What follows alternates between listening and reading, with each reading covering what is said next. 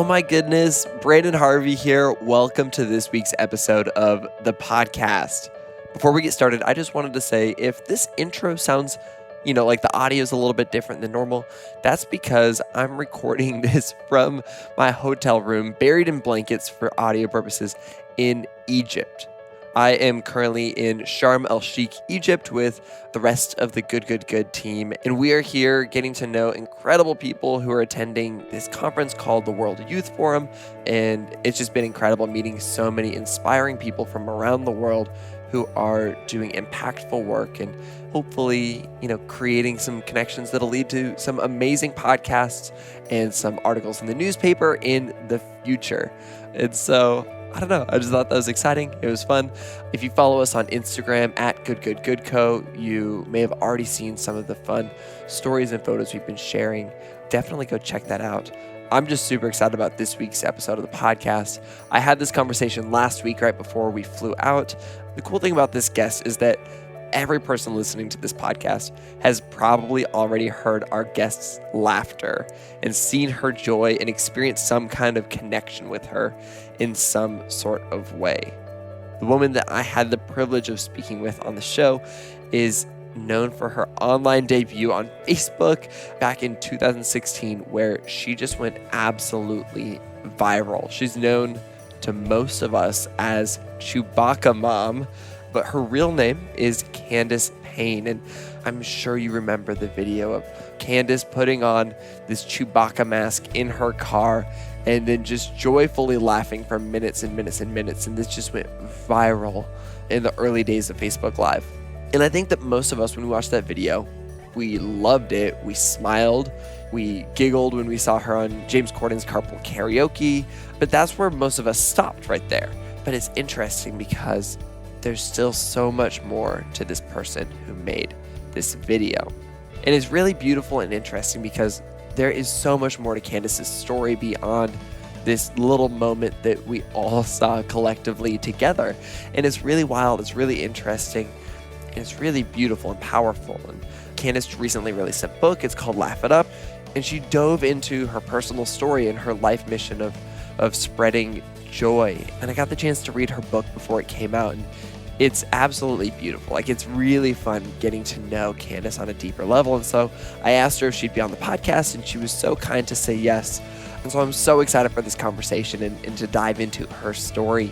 Really quick, before we get started, I want to acknowledge that Candace's episode talks a little bit about self-harm and suicide. And so if those things are heavy or triggering for you right now, I would love for you to just be mindful of where you're at in your story. And if you need to just skip this episode, that's totally okay. And with that in mind, I'm honored to get to jump into this conversation. So I am Branden. This is Sounds Good. This is the weekly podcast where we have hopeful conversations with inspiring people who are rejecting cynicism and using their lives to make an impact. Here we go. Candace, oh my goodness, it is so good to have you on the podcast. Welcome to the show. Oh, thank you so much. I'm excited. It's really interesting because I would imagine every single person listening to this podcast has seen your face, has heard your laugh, has experienced your joy, and they felt a sense of connection to that, as did I, but they may not know the full story behind that joy. And I think, a lot of our podcast conversations revolve around this idea that, the most joyful people have also experienced the most, struggle and maybe difficulty in their lives. And maybe that's what creates a sense of joy.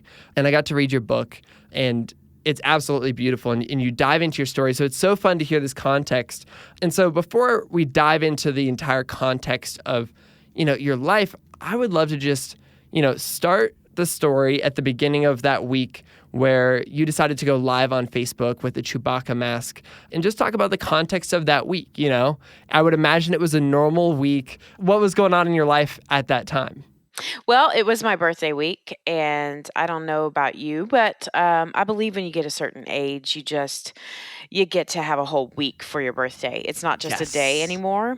And then I also know too that the older you get, that time gets even more. So, by the time I'm 40 here, I'm pretty sure I'm going to have a whole birth month. And Good. then by 50, I'm just going to celebrate every year. So, like, it's Perfect. just my year. It's the year of my birth. But I literally was living off of gift cards and birthday rewards and didn't have a penny to my name the day that I got that Chewbacca mask.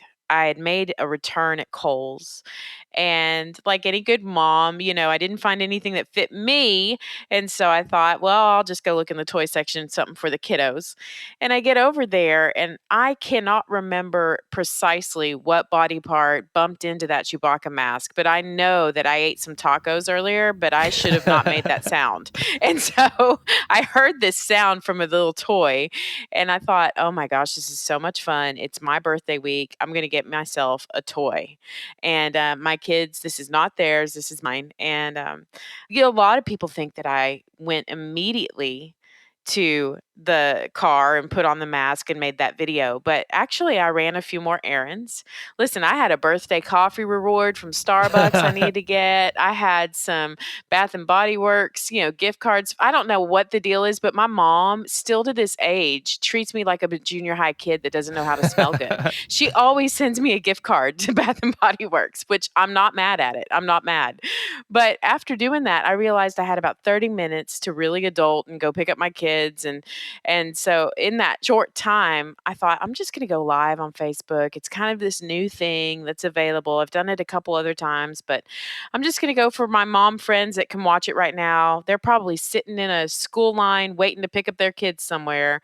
And I'm going to have a little fun with this mask. And little did I know at that moment that when you make a video public on Facebook, anybody can share it, anybody can watch it.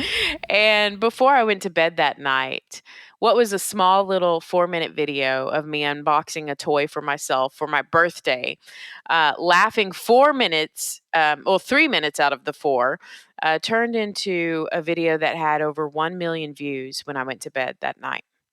And not only that, but I woke up the very next morning and it had broken the view count of a video before mine on Facebook Line. But not only broke it, but doubled it and then some. So I had 24 million views by the time I woke up the next morning. And I got to be honest, I felt a lot like Jason Bourne. Like, I'm like, how do I hide? Where is the briefcase with international bills and money for me to get away right now? Like, what is going on? It was absolutely exhilarating and frightening, and yet What would you say altogether, was like the most frightening part of it for you? Or even what was the most exhilarating part and what was the most frightening part? uh, it was exhilarating because I knew that something was happening. When you just feel like this is more than just a fun moment. This is something different. I knew that there was that wrapped in it. And even I had some clarity enough to know that part of my destiny was wrapped in it. So that made me feel very, very exhilarated, like, I'm alive. But then it's frightening because you're thinking about, oh Lord, my parents, what are they going to think? Did my sister watch it? I texted her 20 times last night. She didn't respond. What is going to happen when she gets to work? Oh my gosh, my husband doesn't even know. There's all these things where you're like, you think of every last possible thing, and you're thinking, how did they get my phone number? Why do I have all these voicemails from media people? How did they get my cell phone number? And so, just all the things that happen very, very fast and furiously paced when something like that happens that I was not prepared for, nor do I think anybody can be. Totally. Well, and it was really interesting because, these articles start rolling in and they're explaining and they're dissecting this 4-minute video that you kind of made on a whim. But the thing that they kept on centering in on is this idea of joy. And I think it was a really, really special thing because it really was unique how, this thing that you'd put online was just this truly authentic, real good thing. And it wasn't the type of feel-good stuff that you normally see kind of going viral. It's not the puppies and kittens videos. There was something a little bit more to it. In your video, at the very end of your video, you talk about, the little joys of life, but how did that resonate with you when you were seeing all these headlines, with your picture on them that just kept on saying joy, joy, joy, joy, joy? Is that how you were? Yeah. Well, yeah. What was that feeling like at that time? I really didn't have an agenda to start a joy movement or to be a voice that would just say, hey, let's bring joy back to the world. It's really one of those things that I often, before this moment, had undervalued in myself. And I'm just going to be very vulnerable here. Like, I knew that I was a fun loving person, and I knew that I intrinsically, like, I just something in me always wants to bring fun to a room. Like, my husband and I have joked for years. The movie Tarzan, the animated one with Rosie O'Donnell, is that monkey. She comes in the room in one scene and she just sings, "The fun has arrived," and my husband says that almost every time I walk in the room. And we joke about it because he's like, look, the fun has arrived. And it's now become a joke that we say in text when we're in a really boring place. If I walk in, he texts me, hey, at least you're here with me. My fun has come in the room.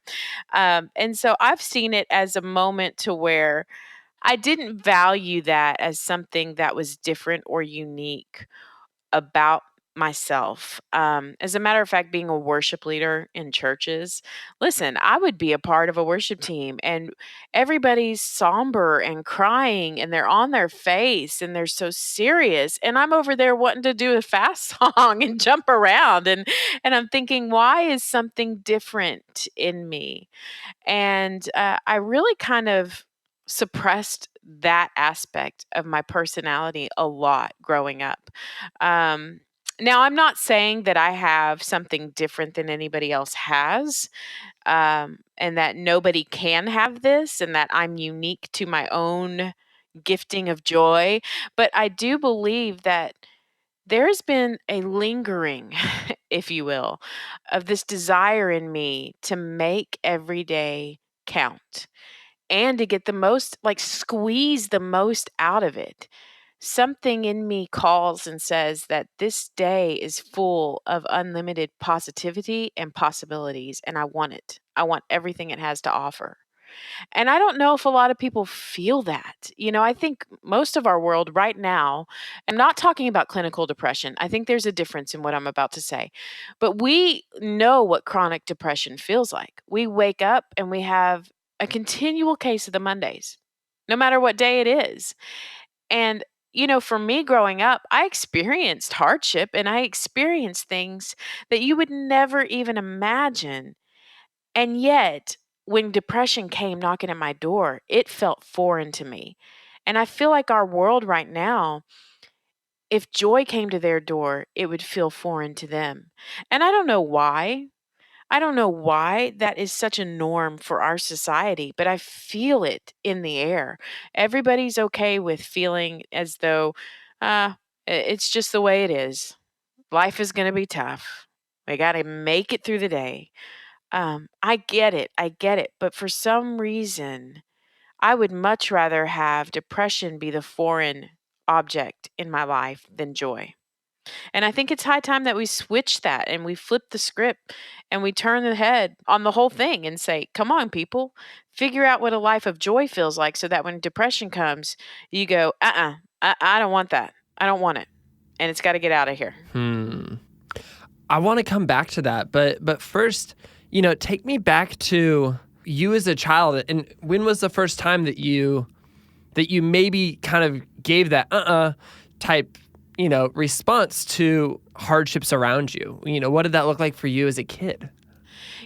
When I wrote Laugh It Up, I really wanted to go, and the first thought I had was to personify joy. I wanted to make it not this ethereal concept that we can't grasp. I wanted to make it a person that we're ignoring or we're putting on the outside of our house. Maybe we've chained her up to a dog stake in the back of our yard and won't let her in. But with that, in that discovery of ideas and the brainstorming of how I would do that in this book, I had to ask myself, when did I first meet her? And I remember meeting Joy when I was about 8 or 9 years old and my family was homeless. We were in transition from moving from one state to another, and we didn't even have a place to live with where we were going. And we found ourselves living in our Econo van together with a family of 4 kids, 2 adults, parents, and a dog. And, in an RV park is where we ended up finding ourselves and doing coin showers. And any other 8 or 9 year old, I'm telling you, it would have been devastating because I had already moved at that point more times than I could count. And literally, I tried to count, but I didn't want to put something false in the book. But the last count that I did, I think I went to 23 elementary schools. That's where I remember the most. And Wow. so I'm not just 23 elementary schools. elementary. So Wow. everything before 6th grade.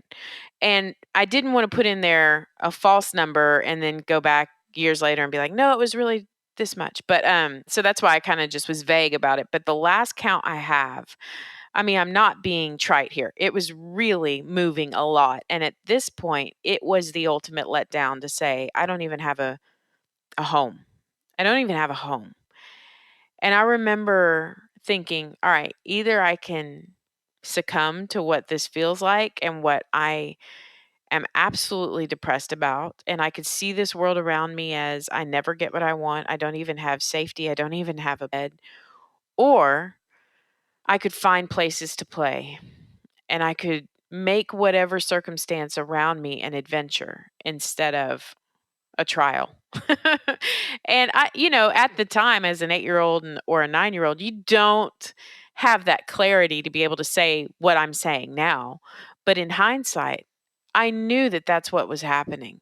I knew that I wasn't going to make that the worst circumstance in my life. I was going to find fun wherever I possibly could.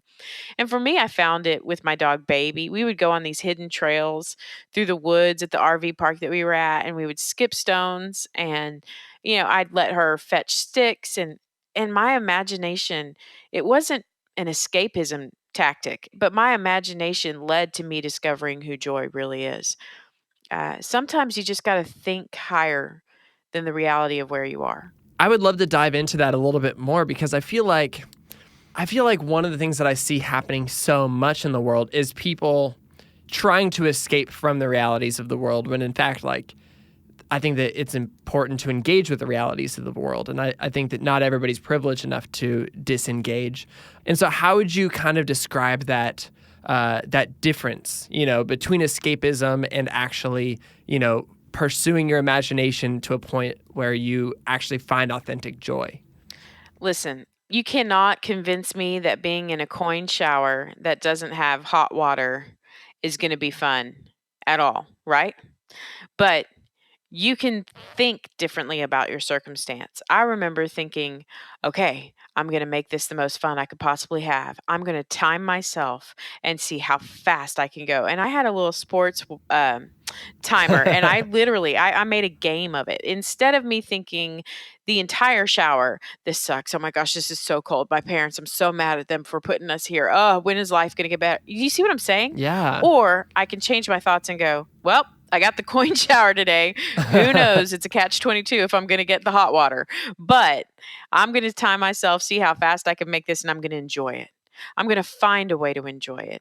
And I don't think that people have the tools in their abilities, in their minds to just say, how do I enjoy this moment? Where is that little glimpse of a simple joy that I can embrace, that I can engage with?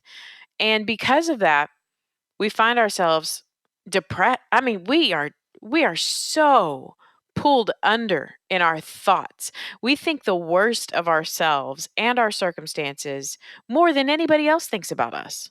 Okay, and so from there, do you end up moving into a home at some point? Like, you guys aren't homeless forever, I would assume. No, no, we eventually didn't. We didn't move into a home right after that, but we moved into a budget suites, and we did that for a while, and then we ended up getting a trailer house, and then an apartment, and then a freestanding home. I mean, It's the struggle. If anybody's dealt with poverty, you know what that struggle is. It's affording what you can from week to week and trying to make some headway. And we finally did. But I tell you what, I quickly learned that a house really didn't make a home. It was the people that I was surrounded by, and it was the joy that lived there in that relationship. And I actually, gosh, I would love to find it. I think mom has it somewhere in a storage unit, but I wrote a poem in high school that says, I may not have a house, but I've always had a home. And I can't find it. I really wanted to find it for this book, but yeah. That's beautiful. Oh, man. Yeah, start digging through that storage unit. Yeah, right? I need to do that for multiple things. Let's be honest. Yeah, no, for real. That's the problem with storage units. I'm like, oh, man, like I can put all my stuff somewhere. Oh, and then I'll never see it again. Oh, yeah. And then my mom is like, oh, I thought we lost that in 84. I'm like, nope, here it is, Barb. So funny. That's so funny. You've alluded to depression. When was the first time that depression really hit you for the first time? Well, I remember it because it was foreign to me. And I talk about it in the book in a moment that was in my college years. Now, here's what's ironic is those of my closest friends in college are probably going to be stunned to know that I was dealing with this behind the scenes because in college I was the happy go lucky. I mean, and not only that, but I was in full force of being on all the time. My desire at that point was to be on Saturday Night Live. I mean, everything I was doing was trying to get that to happen. So I was doing stand-up comedy on weekends, and Wow. I was trying hard, y'all. And Yeah. and so I thought it was my responsibility to be the comic relief everywhere I went. Yeah, to bring the fun. Oh, yeah. And the irony in all of that is that I really am fun by nature. I don't have to try. It's kind of like, but this effort, it felt really just vain. And here's why. For the first time in my life, I wasn't the funniest. I wasn't the funniest. I wasn't the most talented, and I wasn't the most beautiful. Well, that wasn't really new to me, but I mean, like, I'm legitimately in the same vein and arena as beauty pageant queens. Like, we're talking Miss Teen Arkansas, the reigning one, was also up against me in homecoming court. And you're talking about these gorgeous young women that are 18, 19, 20 years old and they're groomed for this moment, and I'm standing next to him like, I hope my dress isn't tucked into the back of my pantyhose because I just went to the restroom. And not only that, but the talent pool. I mean, it was the first time that I was surrounded by not only one or two talented musicians, but I mean, 20 to 40 talented, incredible musicians. And not only that, but actors and actresses. And when you go to college and you're majoring in that, you have that kind of pool of those same like minded, gifted, and talented abilities. And I had never really compared myself against anything or anybody else. And this was the first time that I found myself doing it in my thoughts every single moment of the day.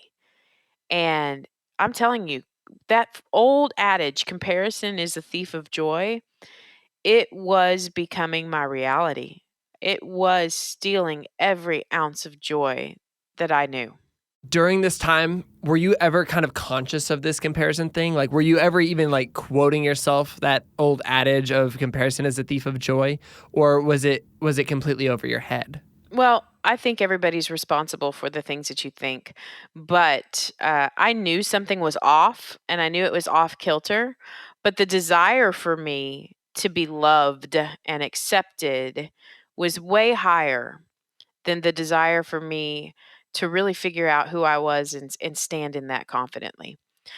Comparison calls us, I talk about it in the book as a frenemy of joy. Comparison looks good on the outside and really looks like she has your best interest at heart, if you're going to personify her as well. She looks like, hey, girl, I'm just giving you a good measure of where you need to be in life and do your best and be the best you. I'm rooting for you. So let's look at somebody else that may have their act together and you get your crap together like them. But the reality is anywhere that you compare, you end up falling short. Always, always. And not only that, but what you think you're doing to be a better you and to compare yourself or grade yourself or give yourself a measure, it really puts on you this ugly, ugly word that I hate. And it's the word enough. It's this desire to measure up to somebody else's expectations. And it never really shows you a clear, true spotlight of who you are and your strengths, your weaknesses, and to own them. It's okay. A lot of people think that I have self-deprecating humor, which makes me laugh because they didn't know me back in the day when I was doing stand-up. I had some self-deprecating humor, and it was bad. But there is a big difference with self-deprecation or being self-aware. And I know confidently what my limitations are, my weaknesses are, but I also know what my strengths are and the things that make me completely unique and beautiful and wonderful too. And I own them all. And when you own them, goodness, comparison doesn't have a foothold anymore. That's amazing. But at this time, is this something that you were able to realize in college, or did you have to hit a wall before you kind of came to this place of a little bit more awareness? Oh, there was just a low moment that absolutely opened my eyes. I was blind to what was happening, and comparison had such a grip in my thought life that I had actually won homecoming queen. I'm not even kidding you. Won homecoming queen, and instead of feeling as though these people loved me and they loved who I was, I felt as though I was the butt of everybody's joke. And my thoughts spiraled out of control that I won homecoming queen, so much so that I found myself with a pair of kitchen shears just trying to cut in my arm to see how deep I'd go before I hit a vein. I wanted to just take my life and end it. I was tired. I was so tired. And I can't explain unless you've been there. And I believe more people have been there than they'd like to admit. But once you start having thoughts of taking your own life, they spiral so quickly. And not only do they spiral downward so quickly, but they move to action swiftly. And if it wasn't for one of my best friends and one of my roommates walking in that night and catching me right before I was about to cut open my vein in my wrist, I would have been successful in that because I was resolved. And I'll tell you, the best thing that ever happened is her coming in, sitting on the floor with me, taking those away and just crying with me, helping me dry my face, and then she walked with me from about midnight till the sun came up around campus in a giant circle. And we'd stop and I'd cry and she'd put her hand on my back and my shoulder and she'd cry with me. And when I was ready to walk again, she'd walk with me, but she didn't say a single word. And if ever I could personify what joy looks like in the middle of your worst moment, she may be silent, but there's something about her presence that makes you want to keep going. And I think that we miss those opportunities and we miss to look up and see that somebody's there fighting for us. That's absolutely beautiful and heartbreaking and also inspiring. And I don't know, what do you think about this idea that maybe the most true joy comes from people who have experienced the greatest pain in life? Because I feel like it's true here. I don't know. Because, see, here's within that statement. I Yeah. love that statement when I first hear it. But when I start to dissect it, there's still this hint of comparison in there. It still says you have to experience something horrible to get something wonderful.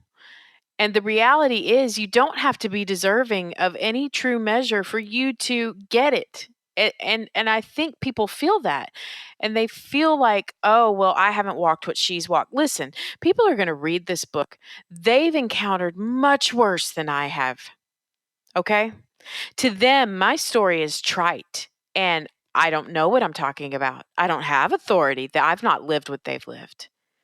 And then to somebody that says, I've had a pretty good life, I've never been there, they could gloss over that and think, well, good for her. The reality is, though, joy joy is something that you have to choose daily to engage with, no matter any kind of the trouble that you have. I talked about this recently in thing I'm writing right now for later, coming up much later, but I'll give you a little snippet of where I'm at in my thoughts about this right now. Forrest Gump, he says the best quote. He says, life is like a box of chocolates. You never know what you're going to get. And all of us are dealt different things in this life. And if we keep on comparing, is our sorrow greater than yours? Is this one tangy? Is this one more caramelly? Yet we're going to miss the fact that we all get chocolate, but we just don't know what's going to be inside. And here's the deal. We all have the opportunity every single day to experience a life that can really feel abundant and can really be full of joy. And your sorrow or your great depression is not any different than mine, but it is worth acknowledging, hey, this doesn't taste right and I need something different. I really feel like sometimes we like to fake it until we make it. And right now I'm discovering that we need to propose something different. We need to faith it until we make it. It's really just simply believing that you deserve to have a full life filled with joy. And if you don't believe that, maybe you should be praying the prayer that says, increase my faith instead of increase my joy. Oh, man, that's incredible. I feel like it's so special getting to hear more behind the scenes on your life and getting to know you on a deeper level. And goodness gracious, you're so full of wisdom and of course joy, but I think I love the strength in your story, and I love the awareness that you've grown through, because I don't think everybody always has the self-awareness that you have. You've given us so much already. You've given, offered so much wisdom on how people can fight through struggles and how people can, ask for faith instead of joy. And I'm hoping you could leave us with one more piece of wisdom. And I think it's really cool because you went from somebody who is fairly anonymous and just known in your community to somebody that was, recognizable around the world and showing up on TV shows, and somebody who's big and well known. And I don't think that that's the point of life. I don't think the point of life is to have our viral moment. But I think what's really special is the way that you use something that was, special to you, a sense of joy, a passion for Star Wars memorabilia, a pursuit of daily fun, and you shared it and you brought it to the world, and people just responded. What kind of advice and wisdom can you offer people who maybe don't know what they can bring to the world, who maybe are like, well, she's got her Chewbacca mask and her giggle, what do I have that can fill the world with a little bit more joy? What does that look like? Well, I would say this to anybody that thinks, and I'll start here. This is a good place to start from that idea that you're wanting to grasp. Let's talk about the people that have been a little bit cynical or critical of Chewbacca mom having a book. What does a lady that has laughed for 3 minutes out of a 4-minute video possibly have to say that I would want to read? And here's what I've discovered is those that are cynical are really saying what all of us want to say. You're looking at this moment and you're saying, what does this lady possibly have to offer? In the midst of that statement, you're saying another one that says that a stay-at-home mom cannot be anything more than just that. A stay-at-home mom, a nobody, an anonymous person, plucked from obscurity. What has she done to deserve this? On one hand, that feels like, you're right. What have I done? Yeah, absolutely nothing. It was a fluke moment.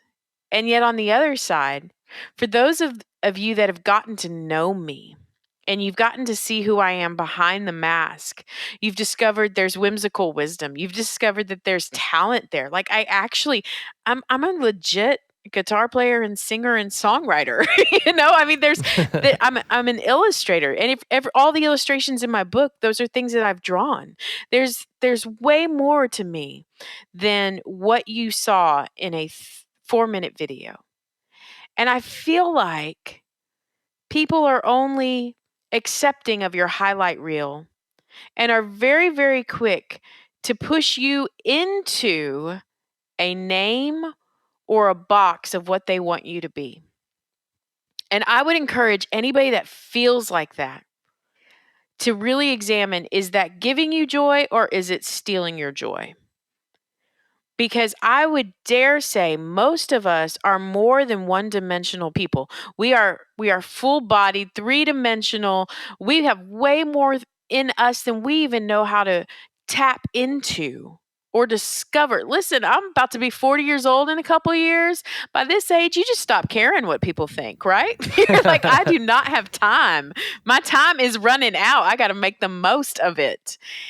And I feel like everybody is wondering, what can I do to have that moment where I really step into who I am and what I need to be doing on this planet? Do the hard work is all I can say. Do the hard work of looking inward and listing out, what are you good at? What do you naturally struggle with? And those things that you're naturally struggling with, if they're on your calendar or you're spending the most money on those things from your bank account ledger, stop. Stop. Get to doing the thing that you were created to do, is the things that you're naturally just good at. And then do it great. Like, actually do it great. Do phenomenal work. Because here's the deal. We want you. We want what you have to bring to the table. With me being a worship leader in churches and a singer and a songwriter, can I just tell you how many times as a little chunky 7th grade girl with freckles, I wanted to be a Black Whitney Houston, like nobody's business. I wanted to dance with somebody. I wanted to feel the heat with somebody. I mean, like, I was singing her songs like it was, going out of style. And the irony is that God created me to be somebody completely different. And yes, he would use my voice to reach the world, but not in a way that I would ever suspect. Because he created me, my center, my core is bringing fun. It's bringing joy. And when I discovered that, the viral video was just a byproduct of the things that were already working on the inside. So I would just tell people, work on the inside, discover who you are, and listen. If you don't like something about yourself, it's okay. Find the things that you do like about them and get better at those. And then those things that you don't like about yourself, I tell you what, the more you build up your strengths, your weaknesses you'll look at and go, it's probably good that I'm not strong at that because I can't use that for what I'm really supposed to do. So that's my advice for those that feel like, where's my Chewbacca mom moment? Where's my stepping into what I need to be doing in life? And how do I get, a viral video? Well, first, it may not come through a viral video. My best friend in college sat with me about 2 weeks after, and this is the same friend that walked with me the night that I tried to commit suicide. So she sat with me in a coffee shop about 2 weeks after the video went viral. And she said to me, Candace, I always knew the world would find you. I just never could have guessed it would be this way. And we laughed about it because I was like, you're so right. You're so right. And it's the thing is that when you let go of expectation to be anything other than yourself, your moment's going to come and it'll be much better than any way you could have forced it to be. I'm going to say one more thing, and I just feel like I'm supposed to because I feel like that's talking all around really what this core statement is. Anything that you obtain through self-promotion, you have to sustain through self-promotion. So be okay with allowing God to write your story. He writes it so much better than you.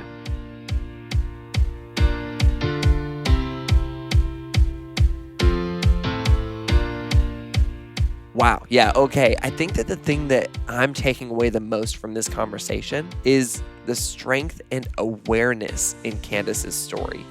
It's really inspiring to me to hear someone so confidently and resiliently choose joy in the midst of whatever circumstances are handed to them. Chewbacca Mom is the best. I don't know if I should be saying Candace, Chewbacca Mom. It's, I don't know. I hope that you, like me, are challenged by the way that Candace uses her online and viral platform to bring childlike joy and connection and imagination to the world. I hope that you're also encouraged by the fact that you don't need a Chewbacca mask and a giggle to make the world a better place. You can just do the hard work of looking inside yourself and move into a gentle curiosity towards your passions, strengths, and gifts. Simply do phenomenal work and be surprised by where it takes you. Never forget to seek that glimpse of a simple joy in your own life. And more importantly, remember that, quote, we have way more in us than we have ever thought we could discover in ourselves. You can find Candace Payne on Twitter and Instagram and, of course, Facebook. And definitely check out her book, Laugh It Up. That's the name of it. It might be also what you do when you read it. I don't know. I definitely enjoyed the book. If you're new to Sounds Good, we'd love for you to stick around, listen to another episode. 2 episodes that, you might connect with if you enjoyed this episode. Off the top of my head are our conversation with Brad Montague and our conversation with Viner internet creator Zach King. Both of these guys have experienced virality, but have used their platform to do incredible and beautiful things. I think you'd really enjoy the conversation. So dive back into the archives. You can find all of our episodes on Apple Podcasts, Spotify, and wherever you listen to podcasts. This podcast is created by me, Branden Harvey, as a part of Good, Good, Good, a community that believes in the power of celebrating good news and becoming good news. Thank you so much to Chad Michael Snavely and the team at CM Studio for editing and mixing the show. And thank you so much to Christy Karenbrock for all of your production support. You can find lots more hopeful stories that we share throughout the week, every single week, by following us everywhere at Good, Good, Good, CO, Good, Good, Good Co. We also create a beautiful quarterly newspaper that celebrates the people, ideas, and movements that are shaping the world for the better. Goodness gracious, you're going to love it. Subscribe now and, you'll totally find out about some of the inspiring people that we're meeting with here in Egypt this week. You can find out more about the newspaper and everything else we do at Good Good Good at goodgoodgood.co. And on that note, that is a wrap for this week's episode. Go out and do some good this week, and we will be back next week with another inspiring story from an incredible person. Sound good?